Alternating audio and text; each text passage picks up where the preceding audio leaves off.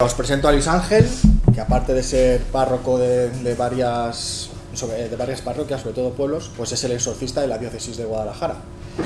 Agradecerle enormemente que haya accedido a venir, también a Alberto, que ha sido el que ha movido los hilos, y agradecerle enormemente que haya venido. Además no ha puesto ningún pero, ninguna exigencia, nada, así que perfecto. Va a empezar a hablarnos él sobre los exorcismos y demás, y luego le haremos unas preguntitas, ¿vale? Así que nada, un aplauso y cuando usted quiera. Vamos a coger un hilo conductor que, tirando de ese hilo, vayan saliendo todos los temas importantes y que tenga una continuidad para que no quede el tema o la charla como una serie de ideas sueltas sin conexión y sin relación unas con otras. Para entender este tema, para entender el tema de los exorcismos, en realidad debemos de partir desde el principio. Cuando digo partir desde el principio me refiero a irnos antes de la creación. Dios Padre, Dios Hijo, Dios Espíritu Santo viven en una eterna e infinita comunión de amor. Dios no es un ser solitario, sino que Padre, Hijo y Espíritu Santo, la familia de Dios, podríamos decir, viven en una infinita y eterna comunión de amor. Viven en una infinita felicidad, en una gloria que quieren compartir con otros seres. Quieren que eso que ellos tienen, eso que ellos participan, su vida, su felicidad, su gloria, puedan también disfrutarlo otros seres. Pero no hay ningún otro ser más que Dios. No existe nada más, ni siquiera el universo, ni siquiera el tiempo, ni la materia, ni el espacio. Entonces Dios decide crear seres, en concreto a los ángeles y a los hombres, para que puedan participar de su gloria, de su felicidad, de su vida, de su gloria.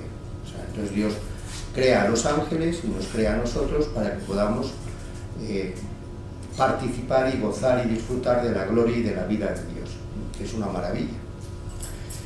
Como el amor no se puede imponer, el amor trinitario no se puede imponer, pues Dios tiene que crearnos libres, nos crea libres a los ángeles y a nosotros para que libremente aceptemos o rechacemos el amor.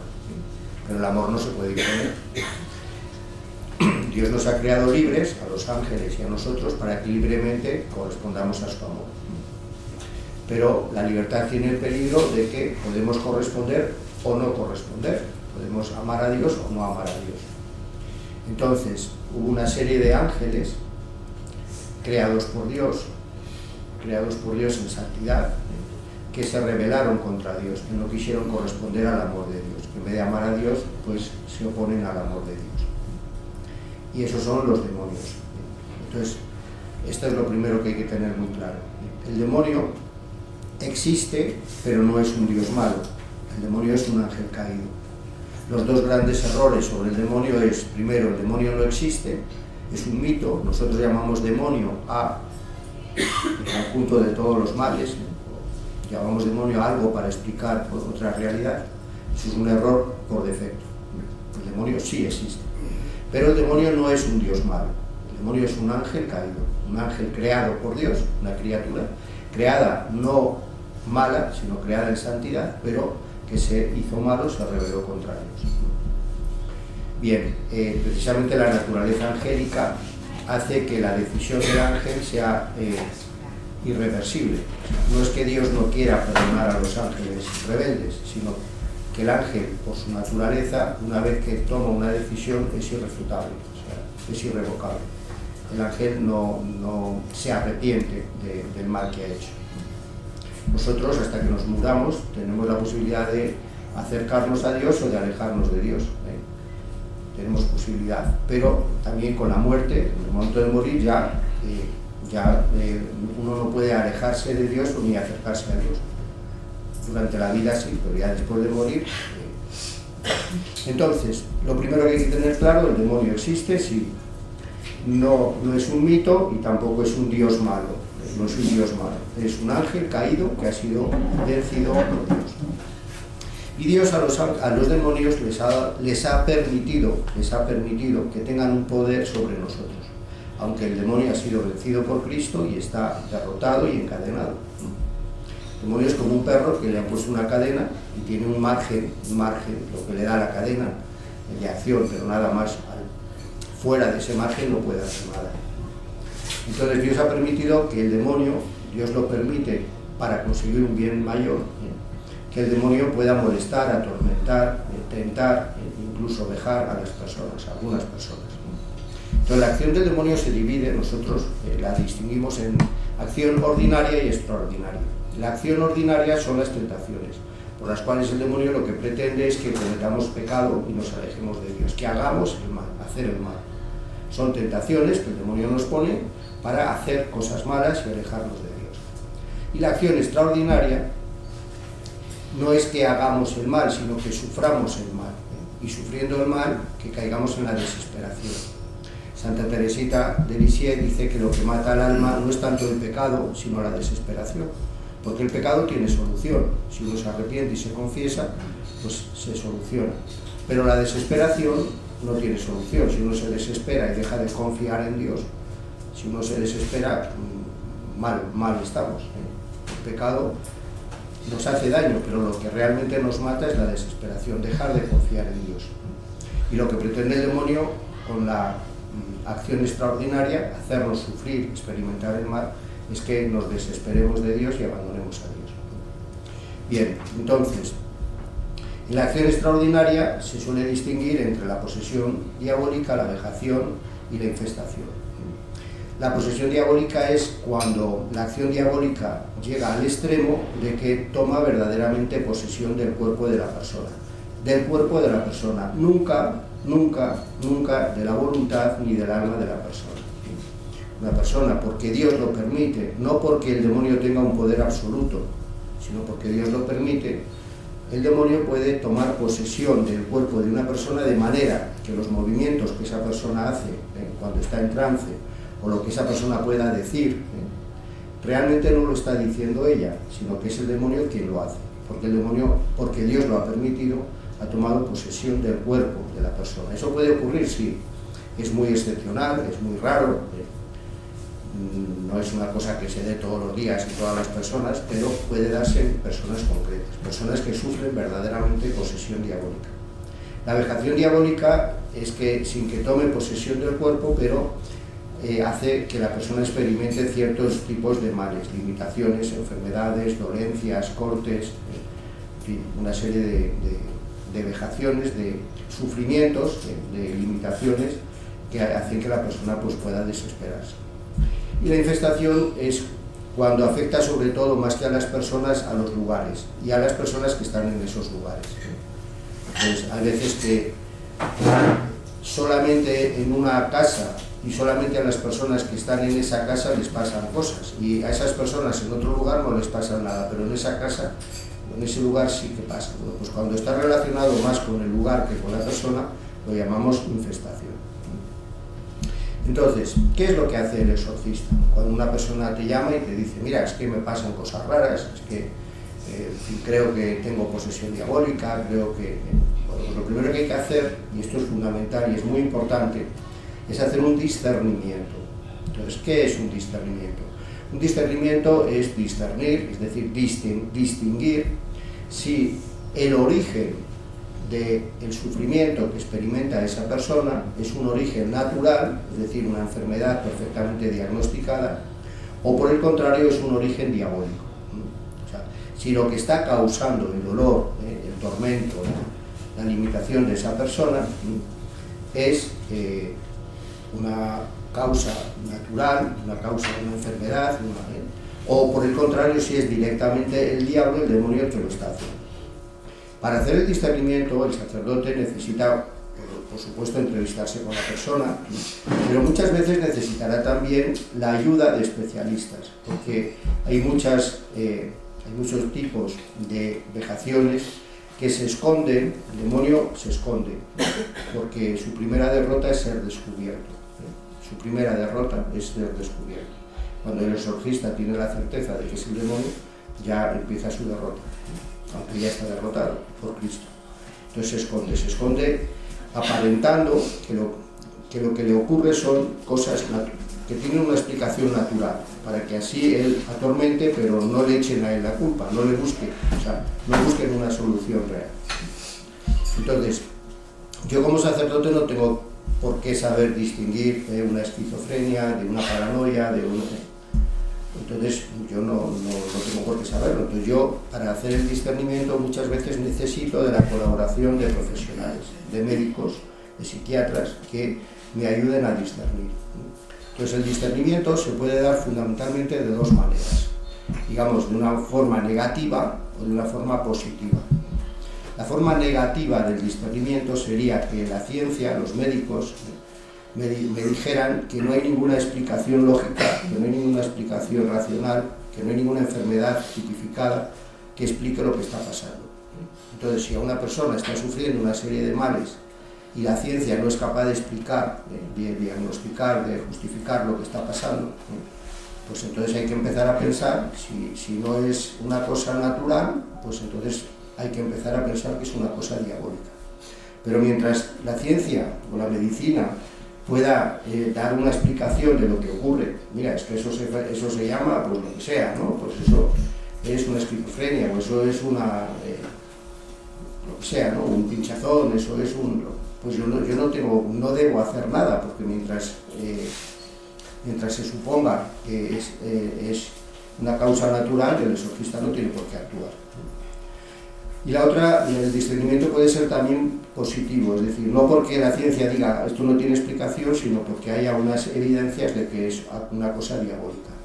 Si, por ejemplo, un niño de 6 años es capaz de coger a un adulto de 80 kilos, levantarlo y estamparlo contra la pared, pues a mí que no venga ningún médico diciéndome que eso es una consecuencia de la paranoia o de la...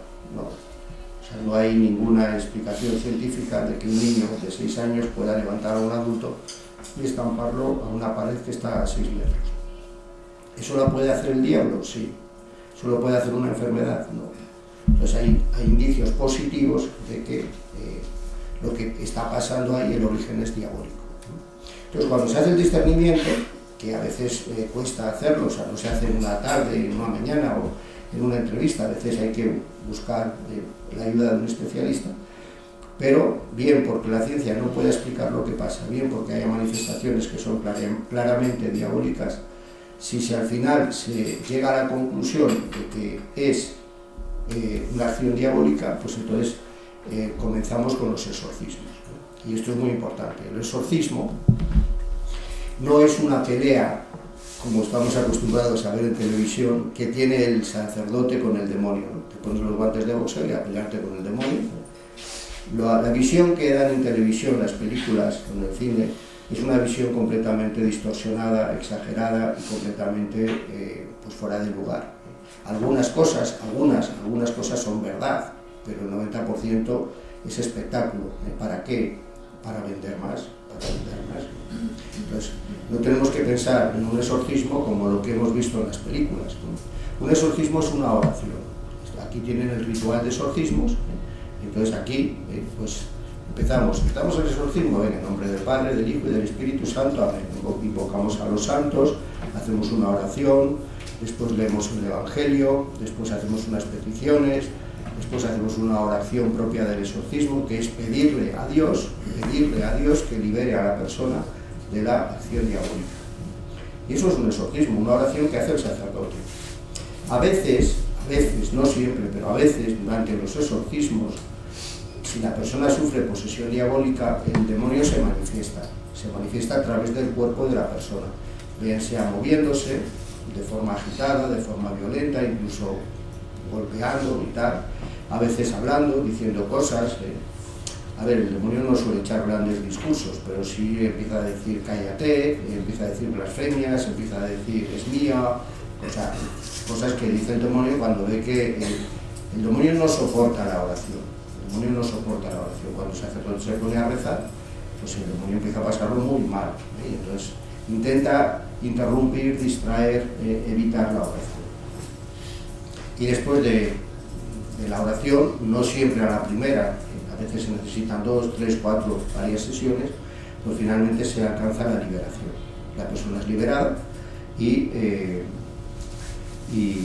bueno, y deja de padecer la acción diabólica, bien sea posesión o vejación. ¿Cuáles son las causas por las que una persona puede quedar, o sea, por qué una persona sufre posesión diabólica? Fundamentalmente pueden ser tres cosas. Fundamentalmente puede ser, en primer lugar, porque la persona misma se haya expuesto. Una persona que tiene un pecado recurrente, y un pecado grave, recurrente y recurrente, o una persona que hace pactos con el diablo, o una persona que se intenta comunicar con el diablo, o una persona que se pone al tiro del diablo. Digamos, el diablo es como un perro que está encadenado. Si tú te metes en el radio de acción, pues el diablo te muerde, pero si tú te alejas, el diablo no puede hacer nada. Entonces, si tú, bien sea por el pecado, bien sea porque te pones a jugar con el demonio, con la ouija, con el espiritismo, pues el demonio, si te metes en su campo, te puede afectar. La otra causa puede ser simplemente porque Dios lo permita. Esto es lo menos frecuente, pero se puede dar. O sea, no hay ninguna razón, pero Dios lo permite y ya está. Y el caso más frecuente suele ser porque alguna persona haya hecho algún tipo de maleficio sobre la otra persona. ¿Qué es un maleficio? Un maleficio básicamente es que hay personas que acuden al demonio para conseguir hacer un daño a terceras personas.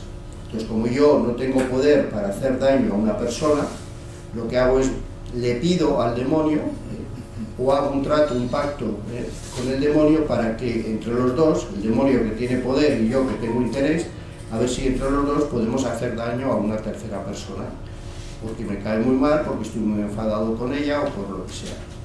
Entonces Dios puede permitir que un maleficio tenga efecto, o sea, tenga, digamos, sea eficaz. La inmensa mayoría de los maleficios no tienen eficacia, o sea, no porque yo le pida al demonio que haga daño a una persona lo va a hacer, Dios no lo permite. Pero algunas veces, esto es un misterio, pero es así, Dios permite que un maleficio tenga eficacia y por lo tanto el demonio pueda, sirviéndose de mí, pero con el poder del demonio, podemos decir, hacer un daño a una tercera persona. Entonces eso sería un maleficio. Un maleficio es eso, cuando se acude al demonio para intentar hacer un daño a una tercera persona. La persona vejada,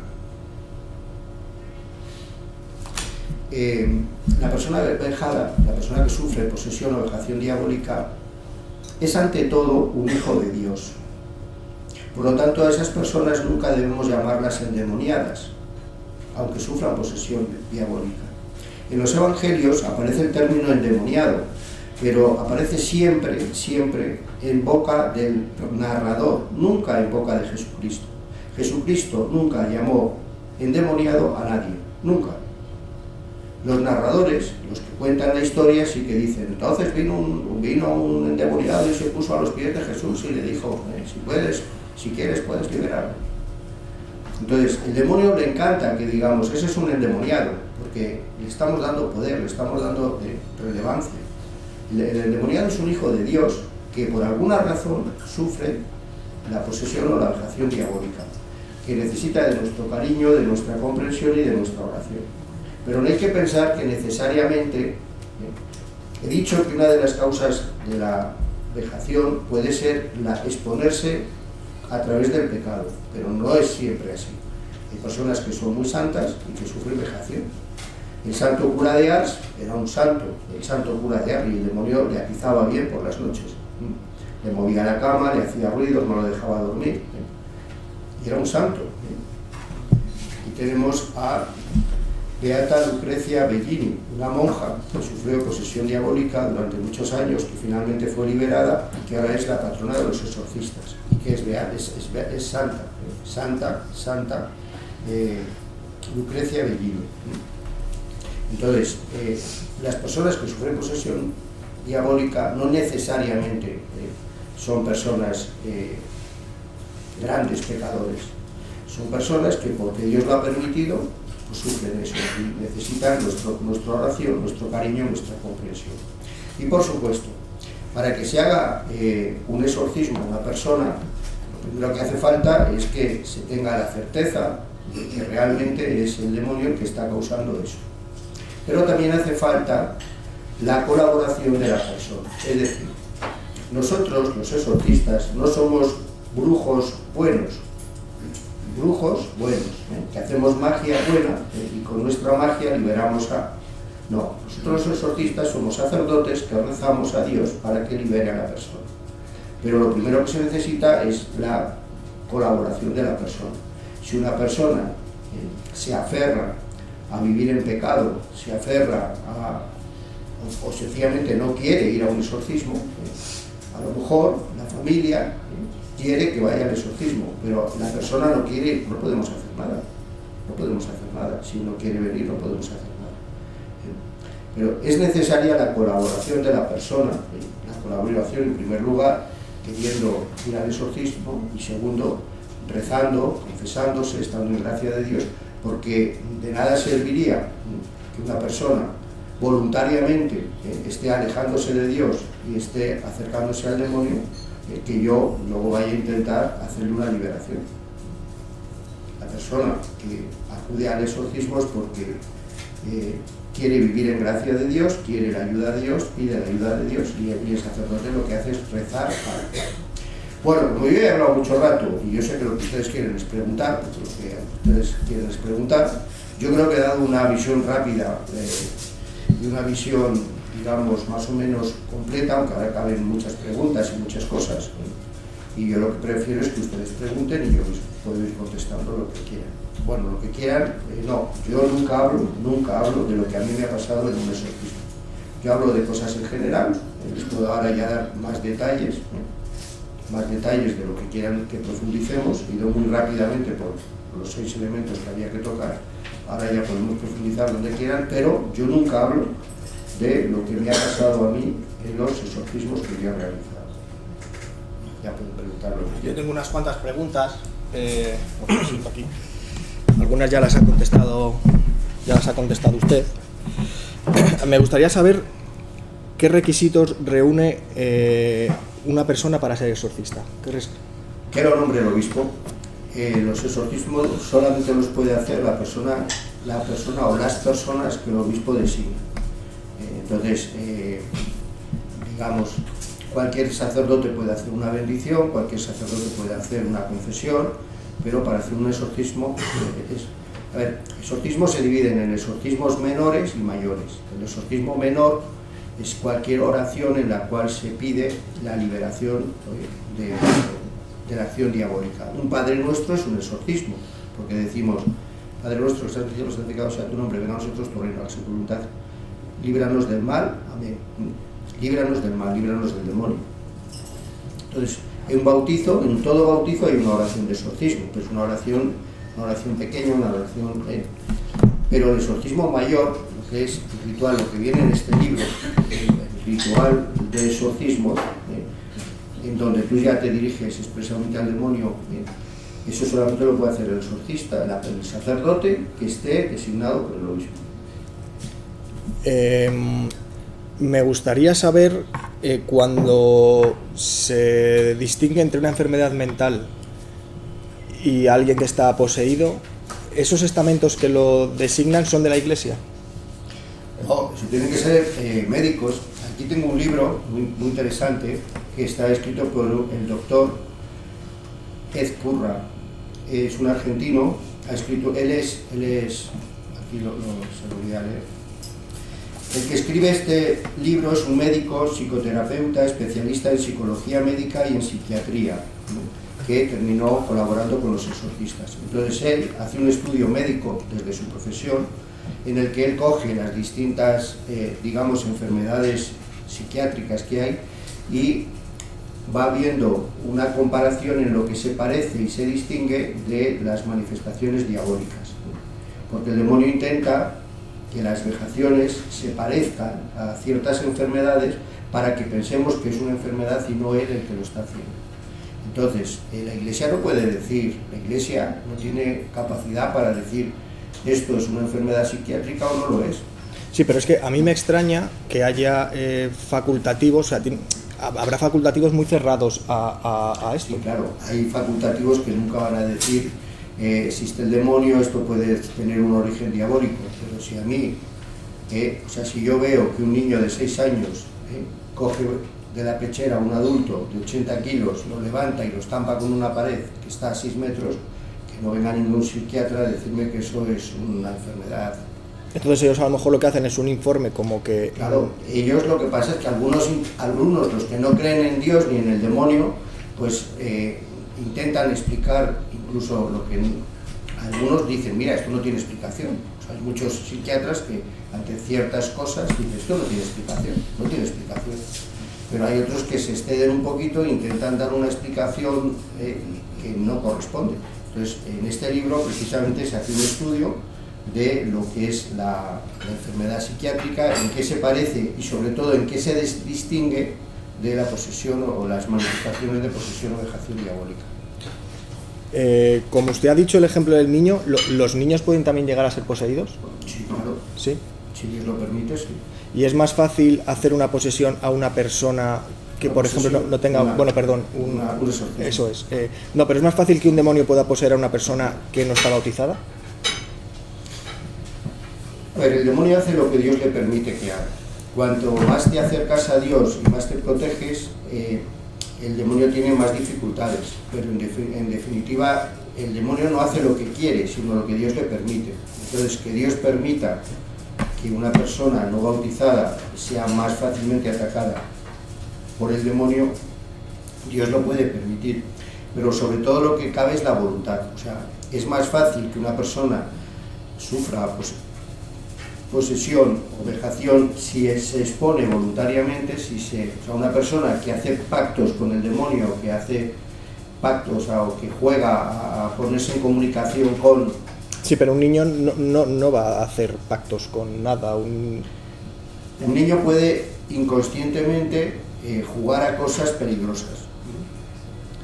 Entonces, él no lo sabe, pero o sea, si tú, sin darte cuenta, bebes un veneno, aunque no te des cuenta y aunque no sea tu intención beber un veneno, si bebes un veneno inconsciente, involuntariamente, te estás haciendo un daño. Si tú, sin darte cuenta, sin querer, sin pretenderlo, te estás poniendo en comunicación con el demonio y tú crees que lo único que estás haciendo es un juego, te estás exponiendo a algo. Otra cosa es que Dios permita o no permita que luego eso tenga consecuencias, ¿no? Pero lo que es muy importante tener claro es que el demonio no tiene un poder absoluto. El demonio hace en la medida en la que Dios lo permite. Y si Dios lo permite es para conseguir un bien mayor. O sea, eso lo tenemos que tener muy claro. El demonio por sí solo no puede. Si puede es porque Dios lo permite. ¿Y cómo Dios permite esto? Pues si lo permite es para conseguir un bien mayor. De la misma manera que permitió la muerte de Cristo para sacar la redención del hombre. ¿Y ha llegado a morir alguna persona en un exorcismo? Porque si está buscando un bien mayor y la persona poseída muere... A ver, en principio el exorcismo no es la causa de la muerte de la persona, eso hay que tenerlo muy claro. O sea, el exorcismo simplemente es pedir a Dios la liberación de una persona. Por lo tanto, una oración no va a causar la muerte física de una persona. Otra cosa es que durante el exorcismo se produzcan manifestaciones diabólicas extraordinarias, pero en principio no es normal, o sea, no tiene sentido. Dios no va a permitir que durante un exorcismo una persona muera, ni la persona poseída ni el sacerdote. En las películas casi siempre al final el sacerdote o tiene que morir o tiene que quedar poseído. En el 80% de las películas el sacerdote al final o muere o es el que queda con posesión diabólica. Eso es una estupidez. Eso es una estupidez. El sacerdote ni tiene que morirse ni tiene por qué quedar poseído. Pero la película es lo que suele transmitir, porque es que, claro, eso es muy morboso, eso es muy... Entonces tenemos que... O sea, en principio, un exorcismo nunca causa la muerte ni de la persona poseída ni del sacerdote. Y ahora que lo ha dicho, que era una de las preguntas que las quería hacer más adelante, cuando usted realiza un exorcismo, después a usted le pueden llegar a suceder fenómenos de difícil explicación, fenómenos anómalos, en su casa, por ejemplo.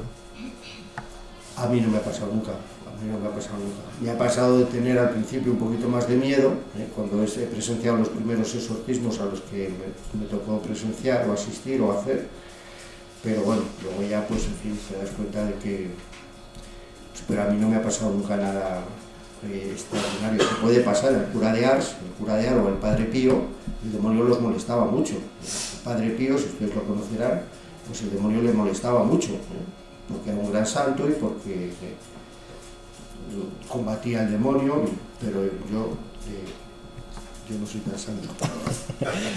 ¿Usted sabe si las personas a las que les está practicando un exorcismo, que sienten ellos, son capaces de por decirlo de alguna manera, de ver por un agujerito lo que está pasando? Porque yo imagino que ellos a lo mejor no son conscientes de lo que están haciendo. Fundamentalmente hay que distinguir entre la vejación y la posesión. Normalmente en la vejación, es decir, la persona nunca pierde el sentido ni el conocimiento de lo que está pasando, la persona es consciente de lo que pasa y puede experimentar dolores, molestias, o sea, puede pasarlo mal, sin perder la conciencia. En la posesión diabólica sí que es más frecuente que la persona pierda la conciencia y no se acuerde de nada cuando se despierta. Lo que pasa es que cuando se despiertan algunas veces están como si les hubieran pegado una paliza. Están cansados, pero ellos no recuerdan nada. O sea, en un momento dado del exorcismo entran en trance, ocurren cosas, ellos no son conscientes de lo que está pasando, y cuando ellos recuperan la conciencia no se acuerdan de nada, pero eso sí, sienten pues, un dolor, un cansancio. Sí, claro, debido a todo lo que ha pasado, claro. ¿Se puede ser poseído? Partamos de la base de que a lo mejor hay entidades que no son demonios y que por lo que sea no han trascendido, ¿y se puede llegar a ser poseído por ese tipo de entidades? A ver, no hay entidades que, o sea, aquí está claro, pues una persona, pues un demonio, pues Dios, o sea, que está Dios, y luego de aparte de Dios están los ángeles y los demonios y los hombres, las personas. Entonces no hay como otras cosas, ¿no? No hay otras cosas. Ahora está muy de moda, pero es una tontería, o sea, las almas errantes, ¿no? O sea, hay almas que ni están en el cielo, ni están en el infierno, ni están en el purgatorio, están por ahí danzando errantes y molestando a las personas y no se sabe bien qué son ni por qué están ahí. No, la Iglesia lo que enseña es que la persona, el alma, inmediatamente después de morir, es juzgada por Dios, inmediatamente después va al cielo para toda la eternidad, al infierno para toda la eternidad, o al purgatorio, si se ha salvado, va a ir al cielo, pero necesita una última purificación. Pero no hay almas errantes, ni bichos errantes, o sea, es o el demonio, o es Dios, o es el demonio. Demonios hay varios, no es uno solo. Y no hay, digamos, cosas intermedias, cosas así, cosas que no se sabe qué son, ¿no? Es que yo no estoy muy de acuerdo en eso, porque eso es lo que, sí, eso es lo que dice la Iglesia, claro. Pero según parece, mediante transcomunicación instrumental, no sé si sabe lo que es, por ejemplo, poner una grabadora y grabar lo que se llama psicofonías, sí que se recogen voces de algo que dice que no han trascendido, que están aquí. Entonces, ¿eso podría ser el demonio, precisamente? A ver, primero, yo no he venido a discutir con nadie. No, claro. Yo he venido a explicar lo que la Iglesia enseña. A que le parezca bien y esté de acuerdo, y tal. Puede haber gente que no esté de acuerdo con esto y que le parezca que esto es una tontería. A mí me han pedido que venga a explicar lo que es un exorcismo y he venido a explicar lo que es un exorcismo. Entonces, lo que sí es posible es que el demonio se haga pasar por... O sea, que sea el demonio, y que se haga pasar por, pero sin dar la cara de que es el demonio, y que él nos haga pensar que existen esos seres intermedios, esos seres que ni son demonios, ni ángeles, ni personas, ni... Bueno, pues es el demonio que lo está haciendo escondiéndose. Me ha dicho que el demonio se esconde, su primera derrota es ser descubierto. Entonces eso que tú dices se puede explicar porque sea el demonio el que lo haga, y a la vez el demonio tiene interés en no dar la cara y hacernos creer que lo está haciendo otra realidad. Entonces todos los que yo también practico, pongo una grabadora, a ver si... Pues, entonces, según su conclusión, estamos muy expuestos al demonio. Quizás, ¿no? A ver, si una persona invoca al espíritu que no es Dios, tú puedes invocar a Dios, puedes invocar a un santo, al Padre Pío, puedes invocar a Dios, a un santo. Y si invocas a un espíritu que ni es Dios ni es un santo, pues, y no estás invocando tampoco a tu ángel de la guarda o a San Miguel Arcángel, pues ¿qué queda? Si invocas a un espíritu, ni es Dios, ni es un santo, ni es el ángel de la guarda, pues es el demonio. ¿Se pueden poseer también no solo a personas, sino a animales, una casa, por ejemplo? Sí, la infestación es cuando el poder del demonio se manifiesta no directamente en una persona, sino sobre todo en una habitación, en una casa, y afecta a las personas que están en esa casa y solamente cuando están en esa casa. De tal manera que esas personas fuera de esa casa nunca experimentan nada. Y nadie que no está en esa casa experimenta, pero las personas que están en esa casa sí lo experimentan. Eso lo llamamos infestación. Es una especie de acción diabólica, pero que se concreta no tanto en la persona directamente, sino a través de un espacio, un lugar donde va la persona. Ajá. ¿Dónde se realizan los exorcismos? ¿Principalmente en una iglesia o se desplazan a casa de una persona? El ritual dice que el exorcismo debe de realizarse en un lugar discreto, que sea una capilla u oratorio. Es decir, no es normal hacer exorcismos directamente en una parroquia, digamos en la nave principal de la parroquia, porque no es un lugar discreto. Sí que tiene que ser un oratorio, una capilla, un lugar sagrado, que tiene que cumplir una serie de condiciones, entre otras cosas en un lugar discreto, pero excepcionalmente se puede realizar en otro lugar, excepcionalmente, pero lo suyo es que se realice en una capilla u oratorio que no sea propiamente, digamos, la parroquia. Ajá. ¿Y cuáles son sus herramientas, por así decirlo? El ritual, es decir, aquí está lo que vamos rezando los sacerdotes. O sea, aquí lo que hacemos es coger esto y empezar a leer, a rezar. Esto es una oración. El crucifijo, que lo solemos llevar puesto en el pecho, el agua bendita, y luego se puede utilizar también, por ejemplo, el rosario, se puede utilizar también reliquias de santos, y se puede utilizar también, en algunos casos, pues el aceite, igual que se utiliza el agua bendita, el aceite exorcizado. Pero, o sea, fundamentalmente es la oración, el crucifijo y el agua bendita. Una pregunta, en caso de necesidad extrema, ¿cualquiera podría realizar un exorcismo? No.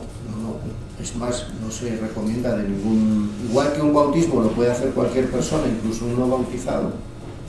Un bautismo de emergencia lo puede hacer cualquier persona, incluso una persona que no esté bautizada. Si tiene intención de hacer lo que hace la Iglesia, el bautismo es válido. Pero el exorcismo solamente lo debe de hacer. Otra cosa es que una persona por su cuenta y riesgo coja el ritual y se ponga a hacer el exorcismo, pues sabe que allá él, ¿no? Allá él. Pero un exorcismo no lo puede hacer más que la persona que el obispo haya designado. ¿Cuánto puede llegar? Más, perdona. Yo, por ejemplo, no puedo hacer exorcismos fuera de la diócesis. Yo puedo celebrar misa y confesar, en principio, en cualquier lugar del mundo, a no ser que el obispo pertinente me lo prohíba. Pero yo, por ejemplo, me voy ahora a Alemania, o me voy a Rusia, o me voy a Centroamérica, y sin pedir permiso especial puedo celebrar misa y puedo confesar. Pero yo, fuera de la diócesis de Guadalajara, no puedo realizar exorcismos. Ajá. ¿Cuánto tiempo puede durar un exorcismo? Un exorcismo puede durar 15 minutos o media hora, ¿Pero puede llegar a durar días? No, un exorcismo días, no. No sé, O sea, bueno, desde mi ignorancia, ¿no? Quiero decir, una de las cosas que permite el ritual es que pueda repetir cosas. Eso sí está permitido. O O sea, igual que no tiene sentido en misa, no tiene sentido leer 2 veces el Evangelio. Es absurdo leer 2 veces el Evangelio. Pero aquí sí que está permitido que ciertas oraciones se puedan repetir. Incluso a veces se recomienda. Entonces, tú puedes alargar un exorcismo porque repites cosas o porque añades cosas que, digamos, se pueden... Aquí hay muchas cosas que son optativas, ¿no? Tienes una opción A, opción B, opción C, y tú puedes decir, bueno, pues en vez de coger una opción, cojo las 3. Pero normalmente los exorcistas no estamos horas en los exorcismos. O sea, claro, eso me refería. Un exorcismo puede durar entre un cuarto de hora o media hora. En una situación excepcional puede llegar a durar media hora, 1 hora, pero no es normal que dure mucho más. O sea, que siempre se termina yendo el demonio. No se termina. O sea, siempre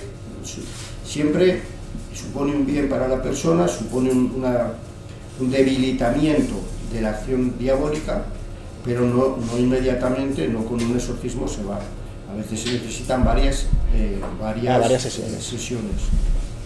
Claro, eso, es que la pregunta estaba mal formulada, me refería a eso.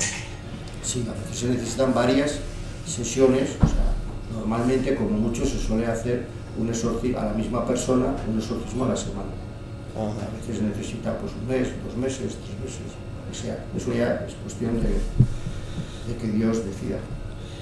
¿Nos podría decir qué efectos concomitantes hay en este tipo de actos? O sea, la persona poseída vomita, la persona poseída levita, como hemos visto en las películas.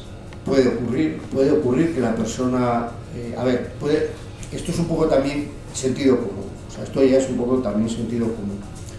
A ver, puede una persona, como sale en las películas, tener el cuerpo erguido y la cabeza empezar a girar, giros de 360 grados, pues no, porque si lo hace se desnuca, o sea, es así de claro, o sea, ¿y eso puede pasar? Pues no puede pasar, o sea, no puede pasar. ¿Puede una persona levitar? Pues nos puede parecer muy extraño, pero sí, puede ocurrir que una persona levite. El demonio tiene poder para levantar a una persona del suelo, tiene poder para trasladar a una persona de un sitio a otro, pues también puede levantarla del suelo.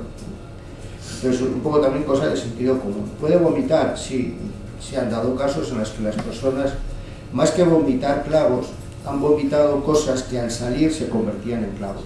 O sea, propiamente no es que vomitara un clavo, sino que vomitaba y al salir el vómito se convertía en un clavo.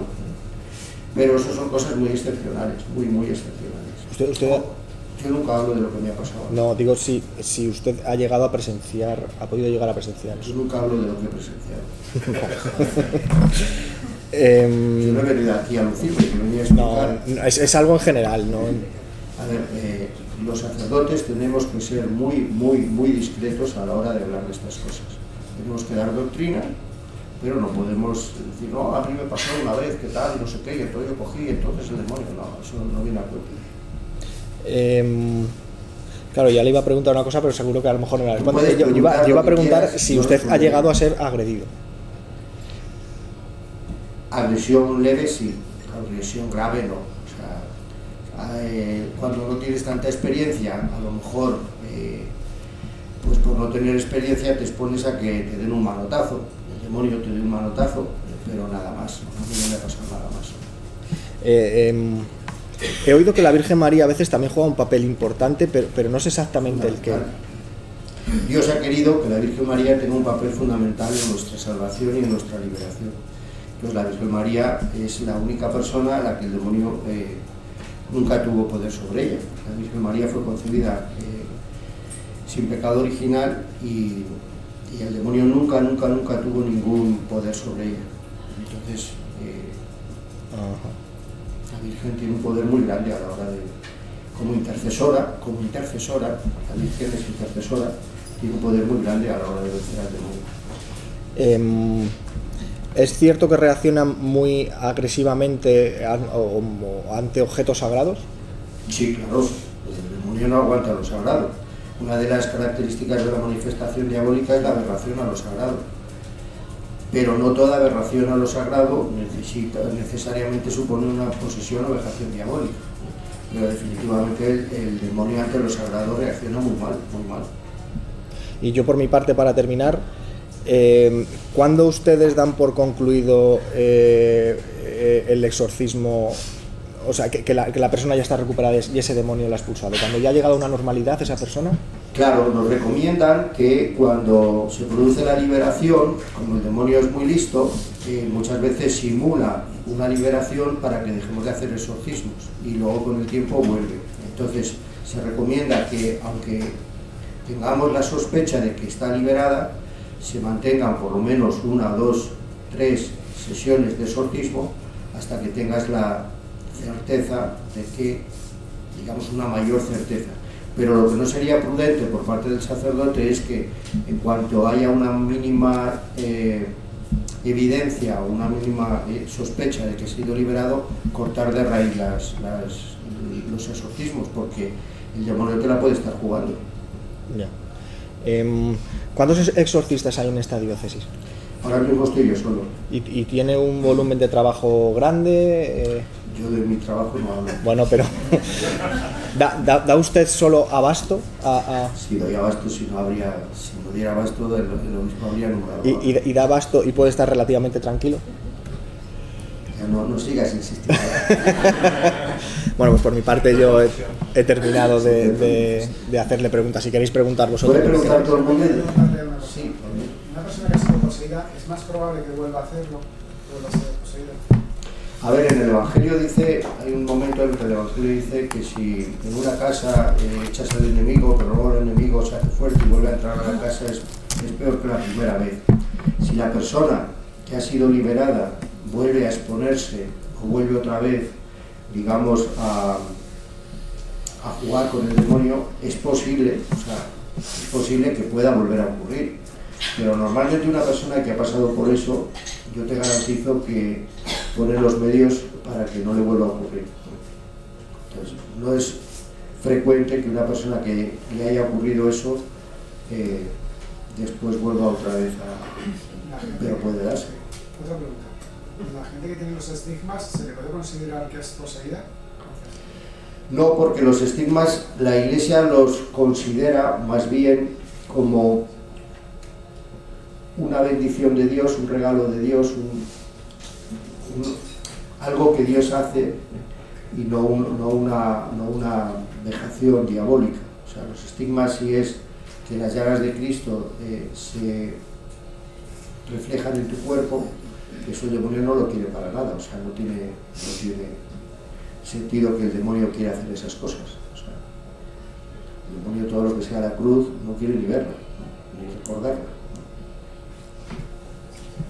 Sí, Jesús. Yo quería preguntarle, padre, buenas tardes, sobre la xenoglosia, si es real o es una... No sé qué es eso.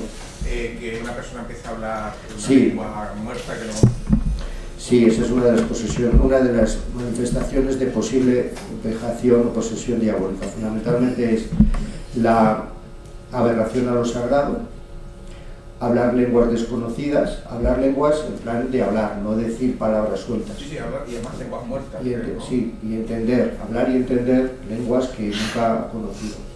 La aberración a lo sagrado, fuerzas o habilidades desproporcionadas, porque decíamos un niño que esas son las principales, el conocimiento de lo desconocido.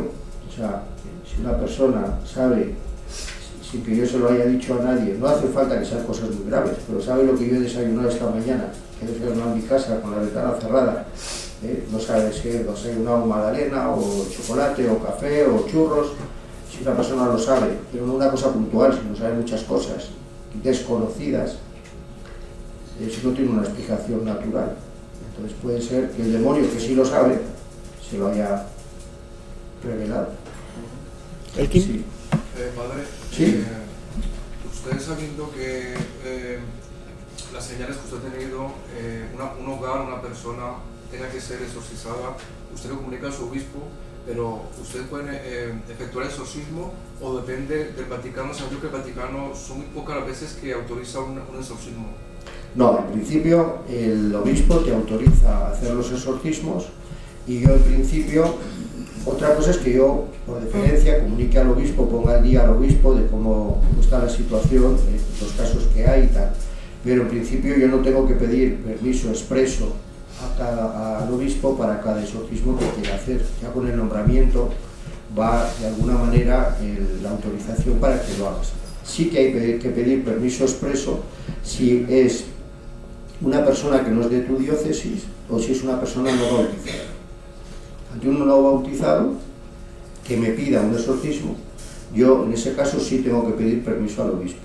O si es una persona que no es de mi diócesis, pero por alguna razón quiere acudir al exorcista de la diócesis, entonces sí. Pero si es una persona de la diócesis, digamos, el cauce normal, una persona bautizada de la diócesis, no hay que pedir permiso expreso cada vez que vas a hacer un exorcismo. El permiso va con el nombramiento. ¿Alguna vez se han tenido que realizar exorcismos colectivos a más de una persona? Está prohibido. Ah, está prohibido. Expresamente prohibido. Los exorcismos tienen que ser siempre individuales. Ajá. ¿Alguna pregunta más? En las religiones monoteístas, judaísmo, islamismo, etcétera, también se cree en la posesión y también hay exorcistas. Los evangelistas tienen un exorcista súper famoso, un obispo, no recuerdo el nombre. ¿Qué piensa la Iglesia Católica al respecto de esas posesiones o de esos exorcistas? ¿Pueden ser válidos? Sí. A ver, si hay una posesión diabólica, hay una posesión diabólica. Que la vaya a tratar un sacerdote católico o la vaya a tratar otra persona, la Iglesia como tal lo que hace es instituir un ritual, ¿no? Formular un ritual para esos casos y nombrar a unas personas para que hagan eso. Lo que otras religiones puedan hacer al respecto, cuando hay una evidencia de que eso es diabólico, pues depende. O sea, ¿qué pienso yo? Pues lo que pienso es que lógicamente cuando hay una evidencia tan clara de que es el demonio, pues las otras religiones intentarán hacer lo que puedan. O sea, quiero decir, no hay por qué. Yo sí, antes de que se vayan, agradecerles su presencia, su interés, sus preguntas y decirles que la inmensa mayoría de las personas que vienen, esto sí lo puedo decir porque que vienen pidiendo un exorcismo, la inmensa mayoría de las personas no lo necesitan. Normalmente el 90, el 95% de las personas que vienen diciéndome, algunas vienen directamente diciéndome que les haga el exorcismo, no a que les haga el discernimiento, sino directamente el exorcismo. Pues la mayoría no lo necesitan, porque no es eso lo que les pasa. En un número muy muy pequeño, pues se comprueba que realmente es eso. Entonces, porque a lo mejor hay veces que cuando te hablan de estas cosas, empiezas a pensar, ay, pues a mí me pasa, no, tranquilo, que no, o sea, no, o sea, quiero decir, es que me ha pasado en otras conferencias, charlas o tal, que al terminar empieza a venirte gente, no, es que a mí me ha pasado una vez, que tal y que cuando, tranquila, no te preocupes, tú sigue rezando y tranquila, no pasa nada. Hay lugares, por ejemplo, la Virgen de la Balma en Castellón o San Andrés de Teixidó en Asturias, donde, sobre todo en San Andrés de Teixidó, todavía sigue yendo mucha gente, además mucha, a hacer como exorcismos colectivos. De hecho sigue pasando. A lo mejor ya no se llaman exorcismos, pero así se consideraban tiempos A. En la Virgen de la Balma, por ejemplo, hay fotografías, no sé si alguna está en la Virgen de la Balma, es un sitio precioso, porque es un santuario alucinante, te gustaría muchísimo. Hay fotografías muy antiguas donde aparece mucha gente, pero mucha, como en romería, todos intentando ser exorcizados por el sacerdote. Hablo años 20, años 30, pero en San Andrés de Teixidó se sigue haciendo. ¿Se podría considerar eso exorcismo porque está permitido por la Iglesia o simplemente es una tradición que así?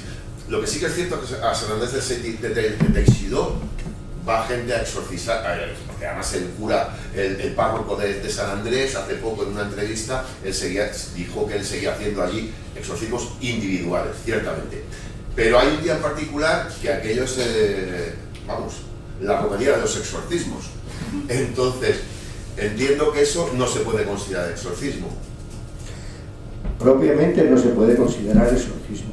A ver, la posesión y vejación diabólica son cosas muy concretas, muy puntuales, muy extraordinarias, muy excepcionales, que la Iglesia reconoce que es verdad en casos concretos, O sea, lo que no podemos salir de aquí es pensar, bueno, todo eso es mentira, todo eso es... No. Eso es muy excepcional, muy extraordinario, muy peculiar, pero puntualmente se dan casos auténticos. La Iglesia para eso, la Iglesia ha instituido, o sea, tiene el ritual de exorcismo, que es un libro en el que hay una serie de oraciones en las que se pide. Esto es lo que se llama el exorcismo mayor.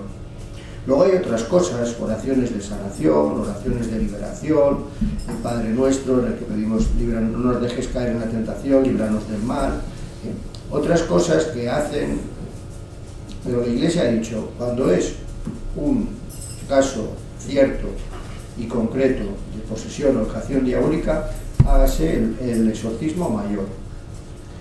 Y esto tiene que ser siempre individual, nunca colectivo. Lo que otras personas puedan hacer, pues allá ellos. Pero la Iglesia ha dicho que esto es siempre individual. Que haya oraciones de sanación, oraciones de liberación, ¿no? Yo ahí no me meto, pero eso no se puede considerar propiamente exorcismos. Y no se puede pensar que todas las personas que acuden a esas cosas realmente sufren posesión o vejación diabólica. Que muchos de ellos a lo mejor lo que sufren son otras cosas y van allí, pues...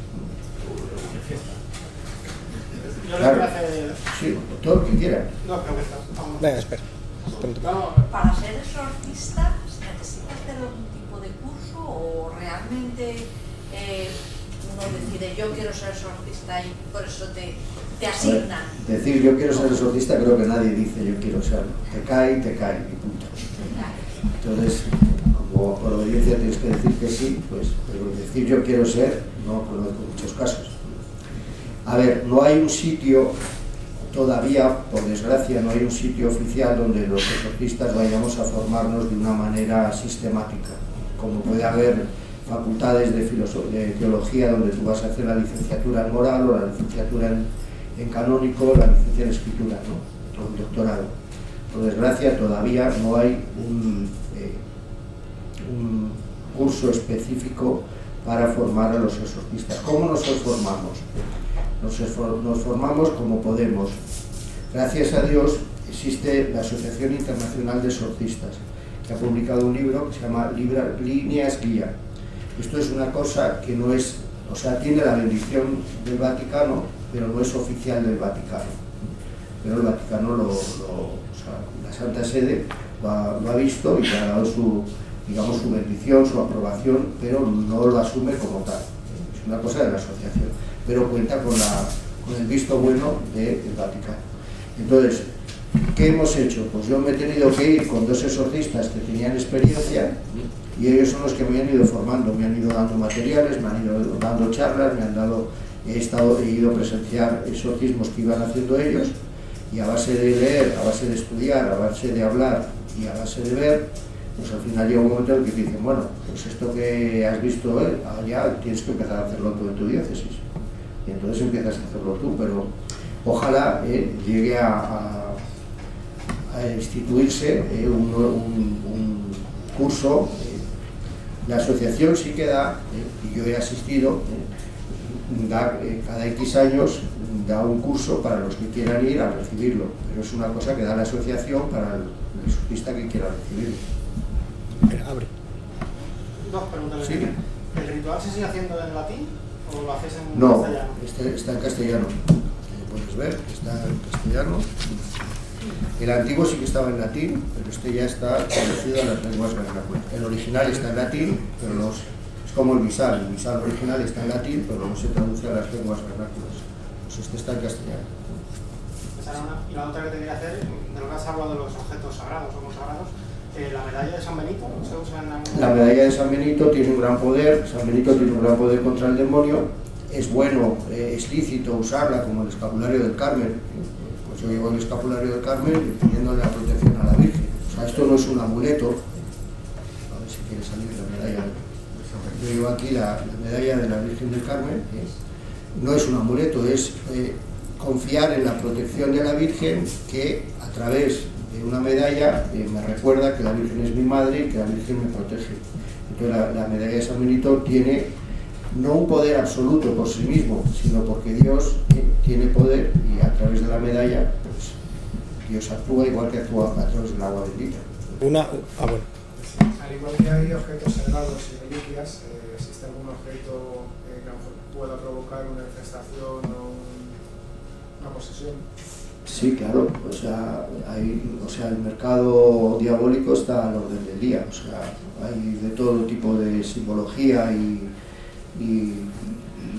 referente al demonio que, vamos, sí, por desgracia, hay mucho comercio. O sea, hay un mercado negro de eso, Bueno, negro te lo puedes encontrar en cualquier sitio, o sea, no es que sea negro. Pero hay gente que sí que se dedica a maldecir, entre comillas, un objeto para hacerle la puñeta a otras personas. Sí, pero te repito, que una persona maldiga un objeto para hacer la puñeta a otra no significa que eso ya sea eficaz. Ya. Será eficaz si Dios permite que sea eficaz, pero no, o sea, no tiene un poder absoluto. ¿Cómo se produce una infestación? ¿A qué se debe? ¿Y cómo se soluciona? Normalmente las infestaciones se suelen producir porque en ese lugar han tenido cosas, misas negras, espiritismos, ouijas, cosas en las que se ha invocado la acción diabólica o se ha intentado poner en comunicación con el demonio. Entonces, pero tampoco hay una, digamos, relación matemática, o sea, de qué ha pasado, por qué ha pasado. Es que hay muchas cosas que no las necesitamos saber.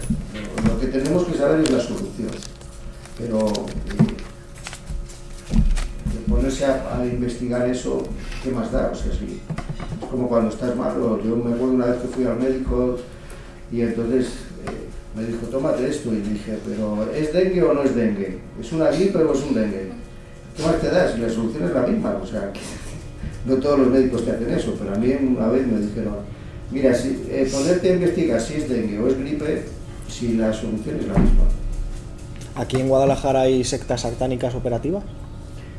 No lo sé, o espero que no, pero sé que hay por el mundo muchas.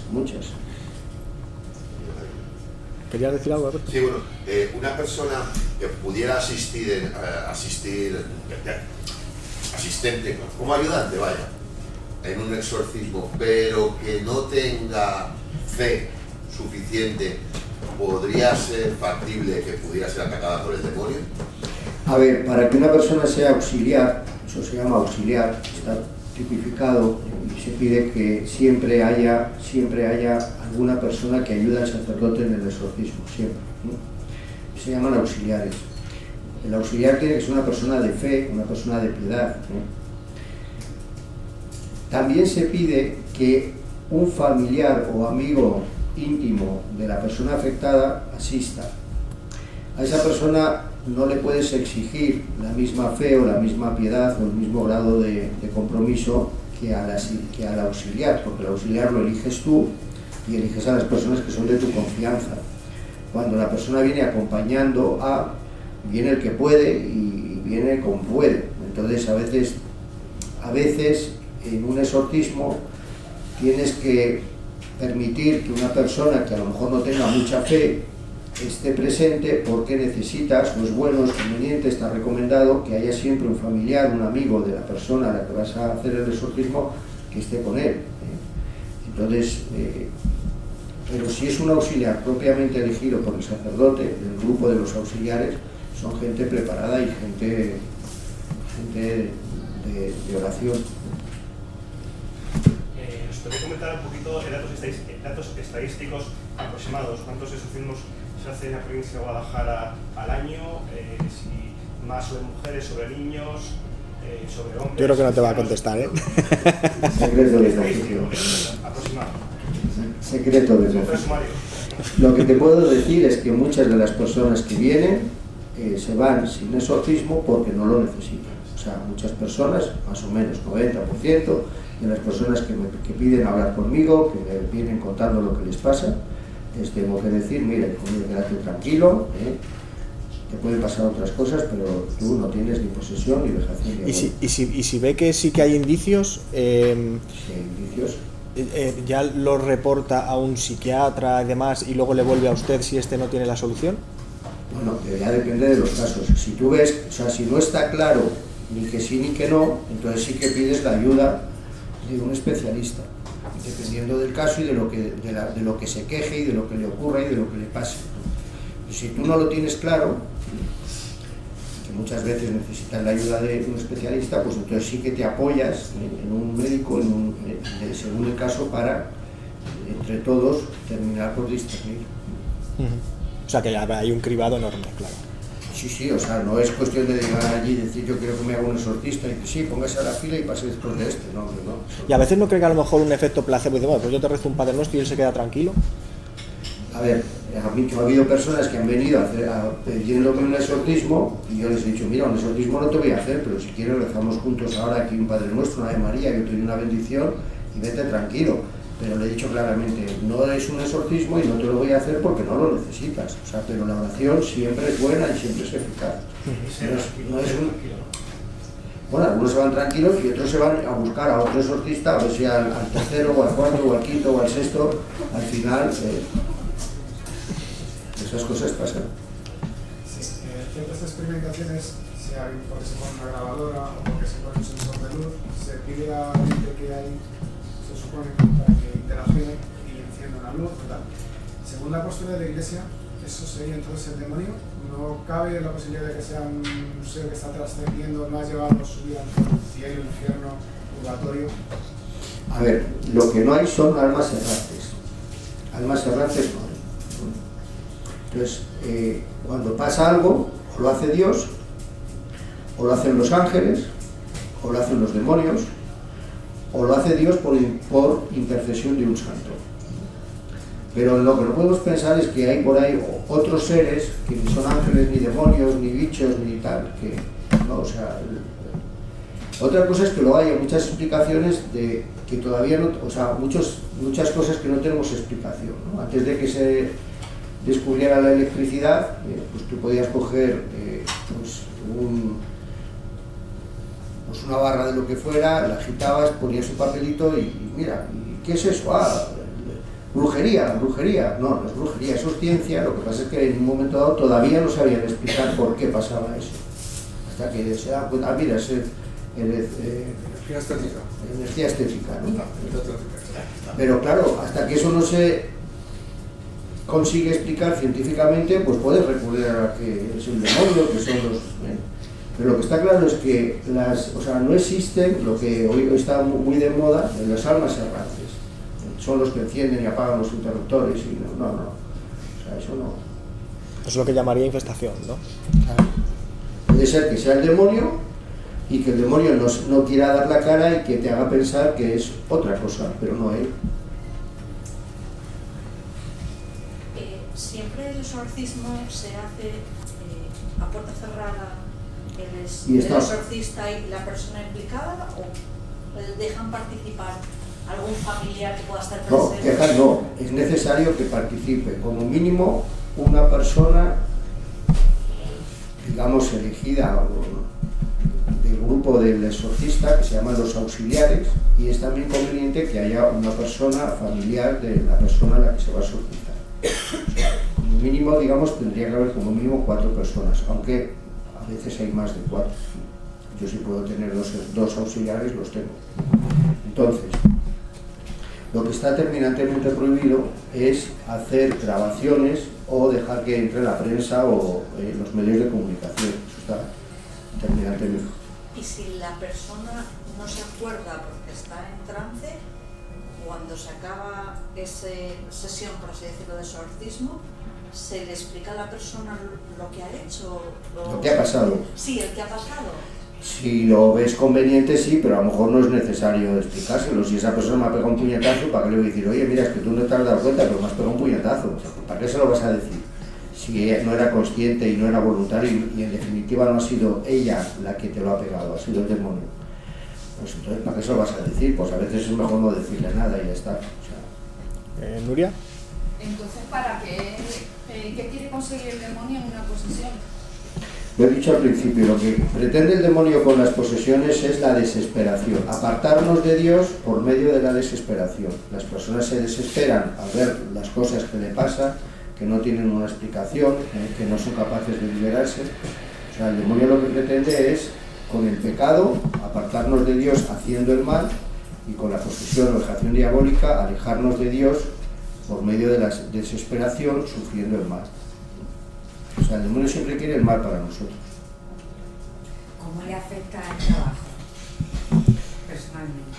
A las personas que sufren posesión. ¿A usted? A mí. Bueno, pues que tengo menos tiempo libre, o sea, no mucho más. Pero no se va luego cuando termina, o piensa podría haber hecho de otra manera, o podría haber hecho de otra forma, o... Siempre... O le vuelven a venir luego... A ver, nadie es perfecto y todos tenemos que ir aprendiendo poco a poco. Siempre hay casos en los que a lo mejor dices, pues ahora esto lo hubiera hecho de otra manera, o ahora hubiera insistido más, hubiera insistido menos. O sea, siempre vas aprendiendo de tu propia experiencia, pero digamos, lo importante, o sea, una idea fundamental y muy importante es que la liberación no se consigue por la, digamos, cualidad del exorcista, de que es que este es un tipo genial, que es que no, el que libera es Dios. El que libera es Dios. Sí, le quita un poco a usted su responsabilidad. Claro.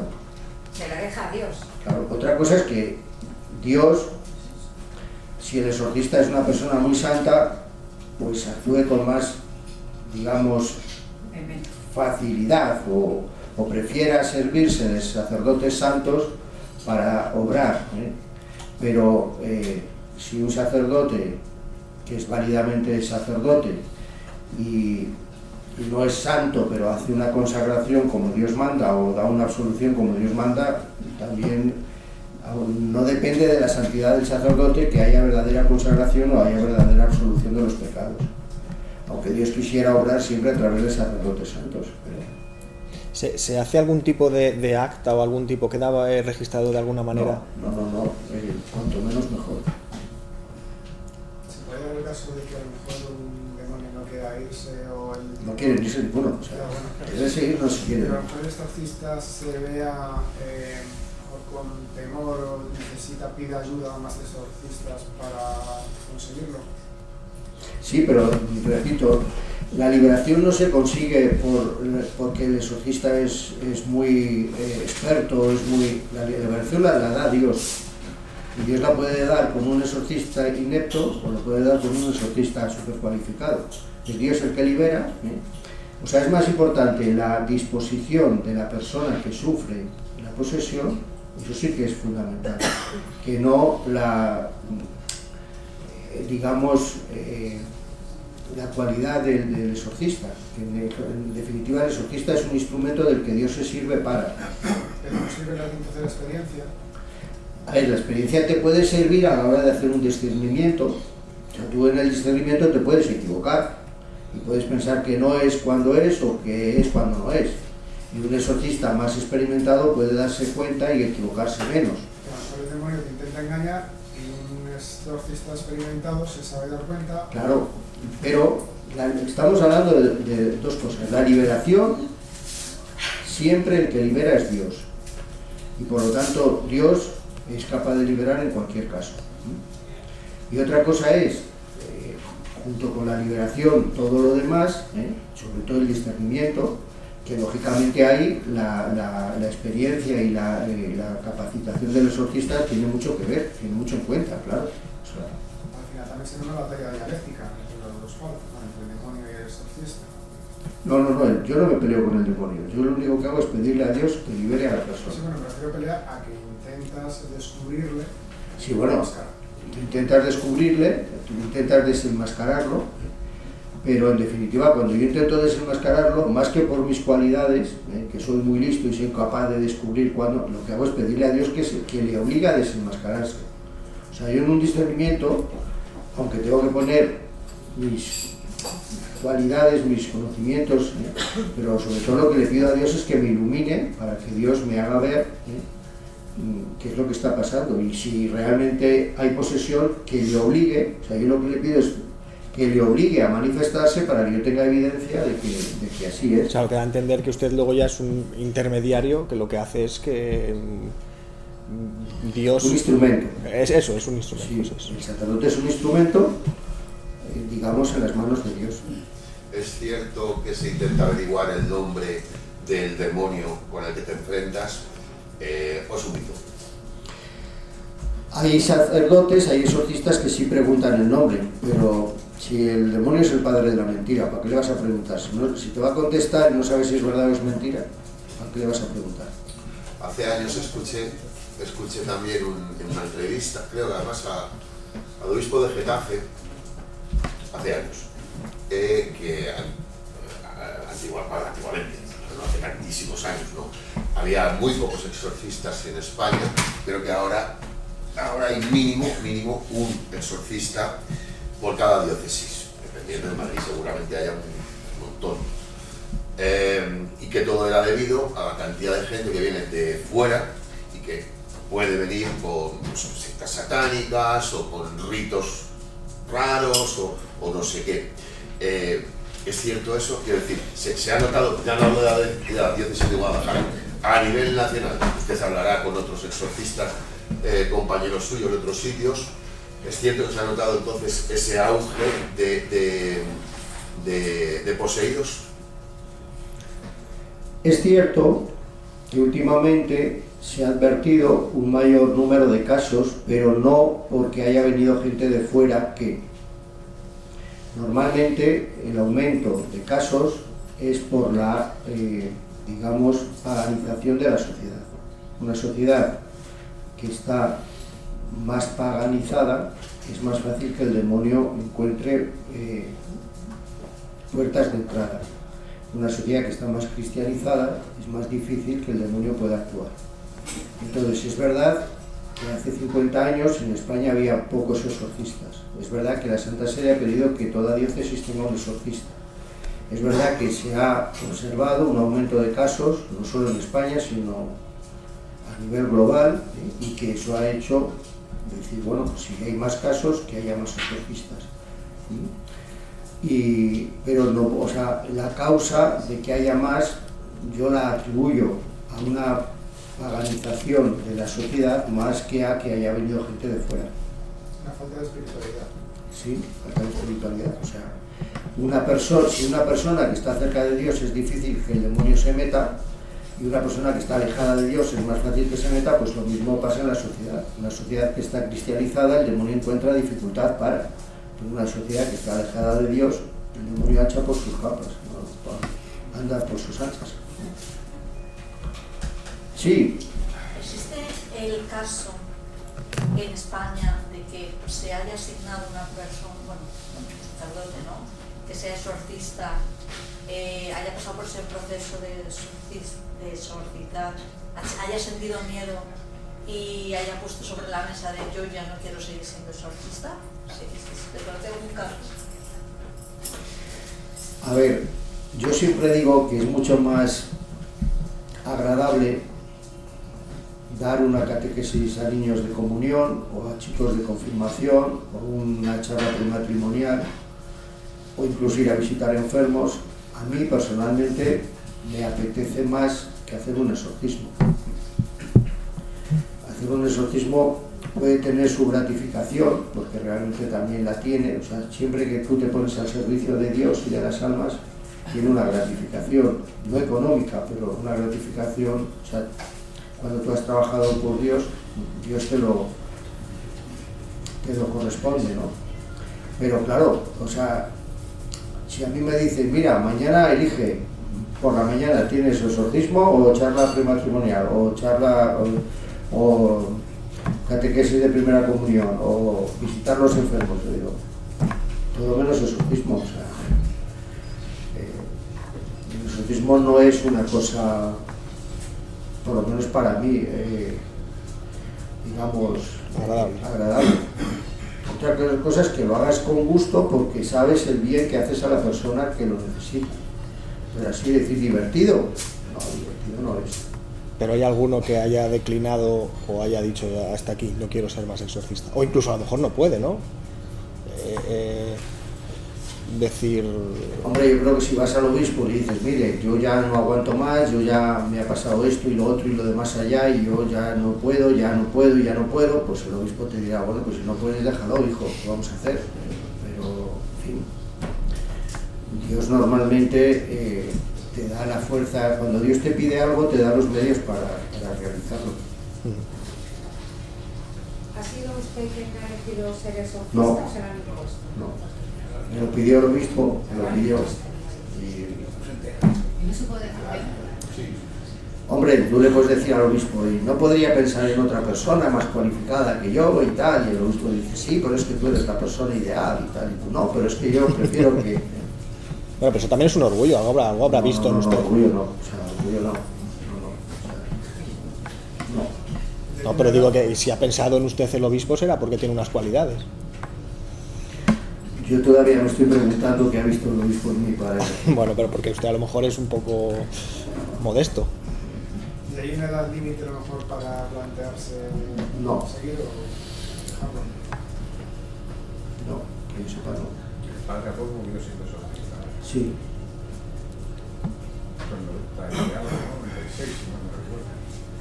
Y el padre Fortea sigue siendo internamente. El padre Fortea no es exorcista. Pues él está diciendo que sí. Pero no es exorcista. Por lo menos yo la última información que tengo es que no es. Por lo general, las personas que se han hecho un exorcismo real han estado ingresadas en el hospital previamente.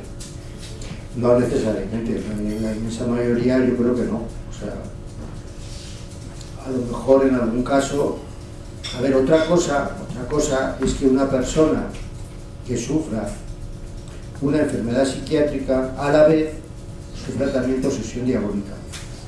O sea, a mí me viene una persona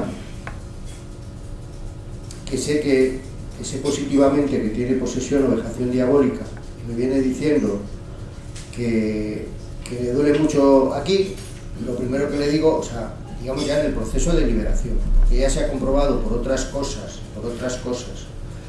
que tiene posesión o vejación diabólica, y un buen día me viene diciendo, pues esta semana he notado un dolor muy grande por aquí. Pues lo primero que le digo es vete al médico, a ver qué dice el médico. Si el médico dice, mire, tienes una...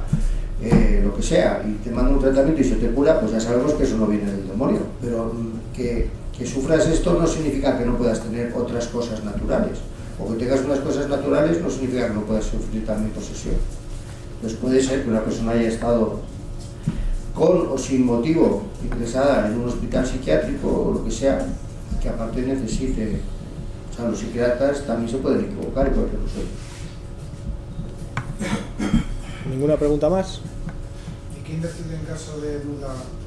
Porque si un psiquiatra dice que tiene una enfermedad mental, pero a lo mejor usted la ha visto y cree que no es una enfermedad mental, sino que está poseído, ¿quién rompe la balanza? A ver, yo sí el psiquiatra, o sea, nosotros tenemos una serie de psiquiatras que sabemos que son católicos y que aceptan la posibilidad de la posesión y vejación diabólica. También sé que hay un número importante de psiquiatras que no contemplan esa posibilidad. Hay psiquiatras que no contemplan la posibilidad de que lo que le ocurre a una persona tenga un origen diabólico. Pero hay psiquiatras católicos que tienen formación de este campo que sí que están abiertos a la posibilidad de, si a mí ese psiquiatra que está abierto a la posibilidad de que haya una posesión me dice que él no es partidario de la posesión porque él entiende que es claramente un caso de enfermedad psiquiátrica, yo no actúo. Pero si esa persona que está abierta a la posesión me dice que no encuentra explicación y que eso no ha visto un caso igual y que eso no hay quien lo explique, entonces me está diciendo que es posible que yo lo tenga que atender. Bueno, ¿ustedes recomiendan a la familia que cambie de psiquiatra para que vaya alguien? Bueno, la familia puede ir al psiquiatra que quiera, pero lógicamente yo también me puedo apoyar en psiquiatras, o sea, yo me tengo que apoyar en un psiquiatra que acepte la posibilidad de que pueda ser posesión, no de que diga que todo es posesión, ¿no? Yo creo que a lo mejor hay alguno que es muy negacionista o es muy obcecado y se niega en banda, y a lo mejor la familia le aconseja ir a otro psiquiatra que vea más favorable la opción de uno. Pues yo te estoy diciendo que hay psiquiatras que se niegan en banda a que pueda haber una acción diabólica, porque no creen en el diablo. Si no creen en el diablo, ¿cómo van a argumentar que eso lo está causando el demonio? Entonces, ese psiquiatra, a mí, si se niega en banda, o sea, si no acepta la posibilidad de que sea el demonio, a no ser que le diga, sí, es que este es un caso típico, claro, evidente, o sea, pues en principio yo prefiero apoyarme en psiquiatras que acepten esa posibilidad. Es la familia la que tiene que recibir la ayuda y los problemas. Sí, la familia va al psiquiatra que quiere. Yo le puedo recomendar uno u otro, pero la familia va al psiquiatra que quiere. Ahora, yo me reservo el comenzar los exorcismos hasta que yo no tenga certeza moral. Y si no tengo certeza moral, pues no empiezo los exorcismos. Yo no puedo empezar un exorcismo así porque así, decir, bueno, pues por si acaso lo hacemos, a ver qué pasa. No se puede. Tienes que tener certeza. ¿Edu? ¿Nos puede recomendar una oración de protección la que sea más efectiva por su experiencia? El Padre Nuestro, Sabiduría de Arcángel. el Ave María y la oración de San Miguel Arcángel.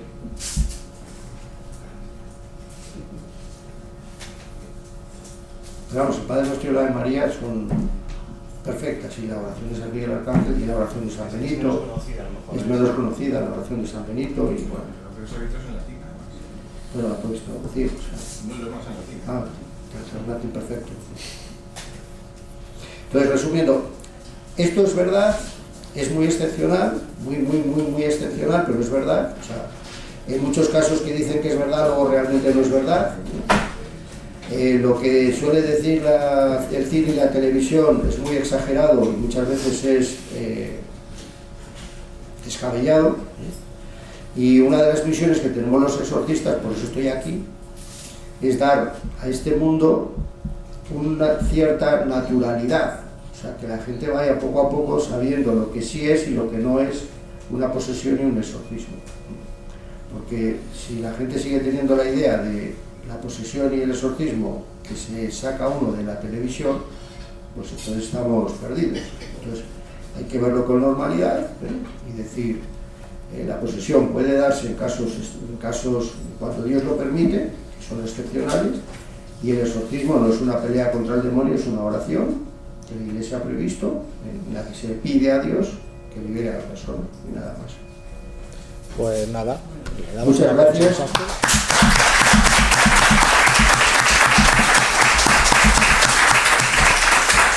Nada, agradecerle que haya estado aquí y agradeceros a los demás por venir. Así que ya está todo. Gracias.